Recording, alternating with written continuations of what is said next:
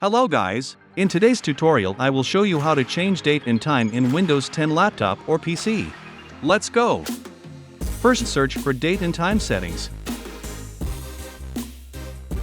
Left click on it. Now the best way to do it is to select set time and time zone automatically.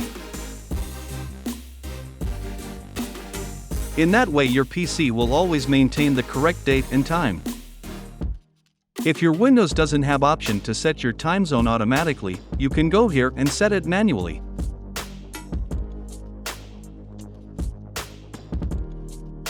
If you still want to set everything manually, click on Change and you will have ability to do it. If I helped you, please support me with like, subscribe and comment. What would you like to see in next videos? Thank you for watching and see you next time.